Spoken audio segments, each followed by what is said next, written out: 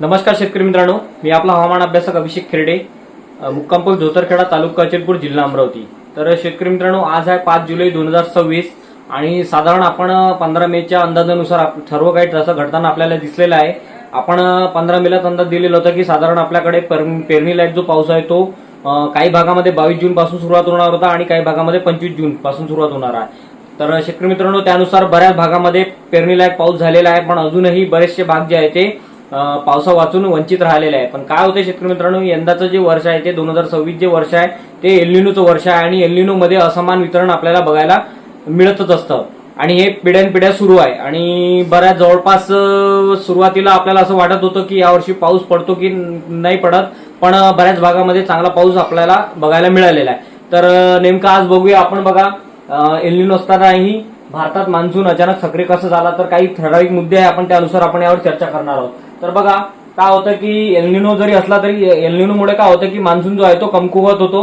पश्चिमी प्रशांत महासागरामधील समुद्राचे तापमान वाढल्या कारणामुळे काय होतं की आपले जे ट्रेडविंड्स असतात त्यामध्ये बरेच अपव्यय घडताना आपल्याला दिसतात आणि त्या कारणामुळे आपल्या मान्सून मध्ये बराचसा अडथळा निर्माण होतो। कमी दाब बनतात पण असे ठोस प्रभावी कमी दाब हे बनत नाहीत। तरी सुद्धा आपल्याला सध्याचा जो कमी दाब बनलेला होता बंगालच्या उपसागरामधील, त्या बंगालच्या उपसागरातील कमी दाबामुळे राज्यामध्ये बऱ्याचशा हवामान प्रणाल्या आपल्याला बघायला मिळाल्या आणि त्यानुसार मराठवाडा असो, विदर्भ असो, उत्तर महाराष्ट्र असो या भागांना आणि कोकण किनारपट्टी, मुंबई या भागामध्ये जोरदार पाऊस आपल्याला सध्या तरी बघायला मिळत आहे। तर बघा आपण हे आज टाकलेलं होतं आपल्या पेजवर। तर सध्या मान्सून होण्याची प्रमुख कारणे सांगितलेले होते। बंगालच्या उपसागरामध्ये कमी दाबाचं क्षेत्र, उत्तर पश्चिम बंगालच्या उपसागरामध्ये कमी दाबाच्या क्षेत्रामुळे मोठ्या प्रमाणात आर्द्रता भारताकडे खेचली जात आहे आणि मध्य उत्तर पश्चिम महाराष्ट्रामध्ये किंवा भारतामध्ये पावसाला चांगली चालना मिळताना दिसत आहे।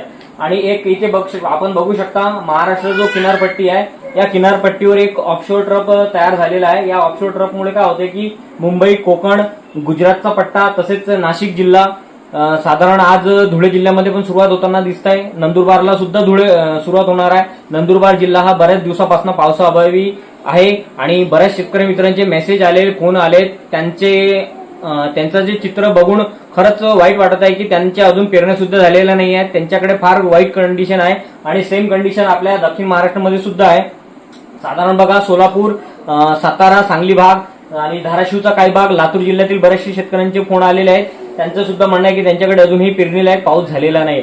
तर शेतकरी मित्रांनो, बघा आपणाला मी एकच सांगू इच्छितो, आपण अंदाज देत असतो पण कुठलीही सिस्टीम बनताना त्याचा जो ट्रॅक आहे तो आपल्या हातात नाही, तो वेळेवर काय होईल हे सांगता येत नाही। पण तरीही आपण आतापर्यंत जेही अंदाज दिले ठीक त्या अंदाजानुसार आपल्याला वातावरणामध्ये बदल हा घडताना दिसलेला आहे।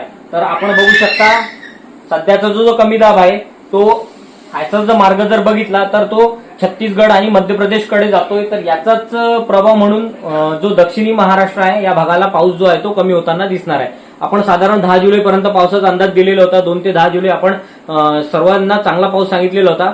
तर यामध्ये सुद्धा हे जे दक्षिणी भाग आहे, महाराष्ट्रातील जे दक्षिण भाग आहे यामध्ये बघा सोलापूर, धाराशिव, लातूर जिल्हा झाले, बीडचा बराचसा भाग बाकी आहे। या भागांना अजूनही पाऊस हवा तसा पाऊस झालेला नाही आणि मला आशा आहे की या 3 दिवसामध्ये त्यांना थोडाफार का होईना पण होईल। पण शेतकरी मित्रांनो, पुढे थोडी एक काळजी करण्याचं असं वातावरण येते की साधारण बघा 9 जुलैपासून राज्यामध्ये वातावरण जे आहे ते पावसाचं कमी होताना आपल्याला दिसणार आहे। 9 जुलैपर्यंत बऱ्यापैकी म्हणजे विदर्भात म्हणा किंवा उत्तर महाराष्ट्र तसेच कोकण किनारपट्टी या भागामध्ये दमदार पाऊस आपल्याला बघायला मिळणार आहे। सध्याचा जो कमी दाब जर बघितला तर छत्तीसगड मार्गे आपल्या महाराष्ट्राच्या उत्तरी भागातनं जातोय। तर साधारण याचा जो पाऊस आहे तो आज रात्री ते 9 जुलैपर्यंत पूर्व विदर्भ, पश्चिम विदर्भ, जळगावचा बरेचसा भाग यामध्ये चांगला पाऊस, वावणी पाऊस होईल। बऱ्याच ठिकाणी नदी नाल्यांना पूर येतील असा पाऊस होणार आहे।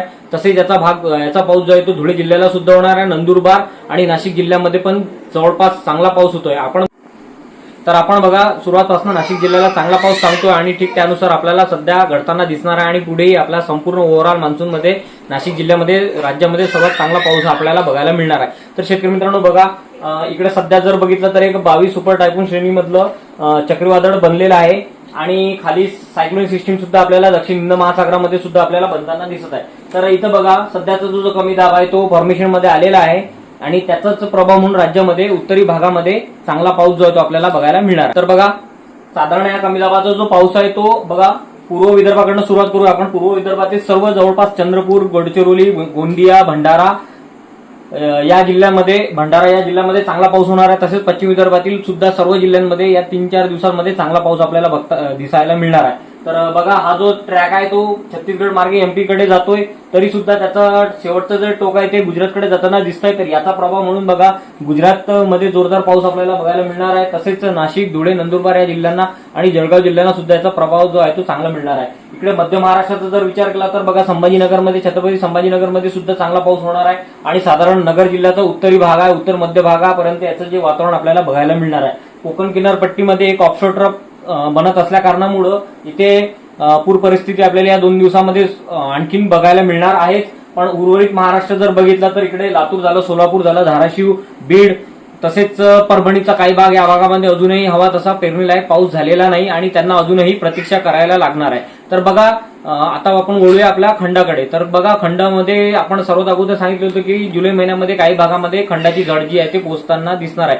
तर साधारण बघा, 9 जुलैपासून पावसाचे जे प्रमाण आहे ते फार कमी होताना दिसतंय आणि 9 ते साधारण 14 जुलैपर्यंत जो दक्षिणी महाराष्ट्र या भागांना त्याची जी झड आहे ती पोहोचणार आहे. साधारण 5-6 दिवसाचा जो झड आहे ती पिकांना तेवढी वाढीसाठी लागतेच, पण बऱ्याच जणांच्या अजूनही पेरण्या न झाल्यामुळं त्यांना सुद्धा अजूनही त्यांच्या पदरी निराशा आपल्याला बघायला मिळणार आहे. तर शेतकरी मित्रांनो, काळजी करण्याचं कुठलंही कारण नाही. पुन्हा एकदा 16 तारखेला एक लो प्रेशर बनताना दिसतंय, कमी दाब बनताना दिसतंय बंगालच्या उपसागरामध्ये आणि त्याचा सध्याचा ट्रॅक जर बघितला तर तो पूर्व मराठवाडा विभागातनं जाताना दिसतोय आणि त्याचा जो पाऊस आहे तो लातूर, परभणी, हिंगोली, नांदेड या जिल्ह्यांना, तसेच पूर्व विदर्भ आणि पश्चिम विदर्भ या भागांना तो जोरदार असा पाऊस होताना आपल्याला सुद्धा दिसणार आहे. तर शेतकरी मित्रांनो, हा आपला अंदाज होता आणि यानंतर आपण प्रत्येक एक आठवड्याला एक अंदाज देत जाऊ, म्हणजे जेणेकरून आपल्याला नियोजन करायला सोपं जाईल. तर व्हिडिओ जर आवडला तर चॅनलला लाईक करा आणि सबस्क्राईब जरूर करा. धन्यवाद.